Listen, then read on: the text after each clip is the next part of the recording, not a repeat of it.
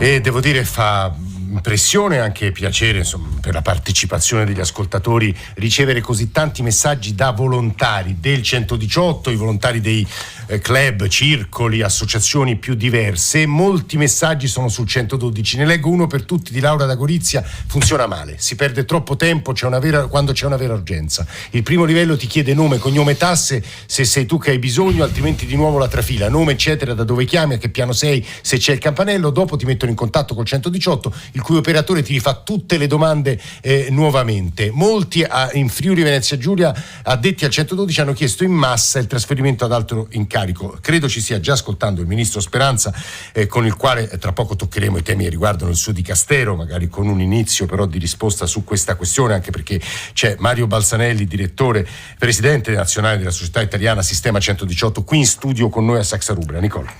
Ecco, torniamo sul 112 perché volevamo farvi sentire le considerazioni invece che merito al NUE ha fatto ieri con noi Michaela Cretella, che abbiamo sentito nel reportage della prima parte, che è dirigente medico di Ares appunto 118. Sentiamo.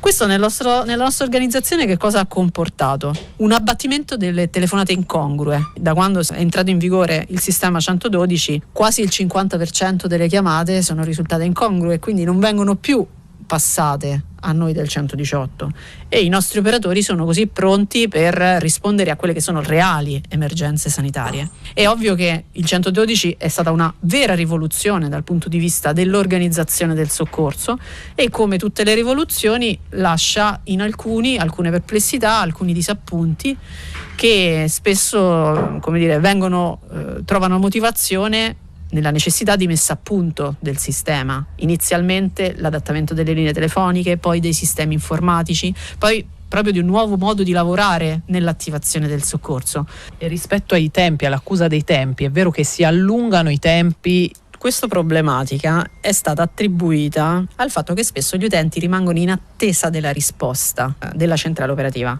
del 112. Ora, l'operatore del 112, che in un periodo molto breve di tempo prende i dati del paziente, localizza dov'è l'evento e classifica l'emergenza, fin quando uno degli operatori del 118 non è disponibile ad accogliere la chiamata, non può abbandonare l'utente. In questo modo si creerà una sorta di fila d'attesa in coda a questa chiamata, che dà la percezione di passare un periodo di tempo maggiore al telefono. Ma i grandi vantaggi che dà il sistema 112 certamente giustificano il tentativo di risolvere queste problematiche. Il 112 ci consente di abbattere il grandissimo numero di telefonate incongrue che grava sulle centrali operative di secondo livello, in particolare dell'emergenza sanitaria. E ovviamente un operatore che passa molto tempo al telefono con una chiamata incongrua non è disponibile per chi ha sicuramente bisogno di assistenza per un'emergenza reale. Ecco, dottor Balzanelli, è vero che non esistono più col 112 le telefonate incongrue? Non ci sono state di fatto, perché nella nostra esperienza è vero esattamente il contrario. Neanche l'1% delle telefonate sono incongrue. Nessuno chiama una centrale operativa del 118 perché ha il gatto che è scappato sopra l'albero o perché c'è un incendio nella propria casa. E quindi non esiste tutto questo mito che sfatiamo con i dati reali delle telefonate inappropriate.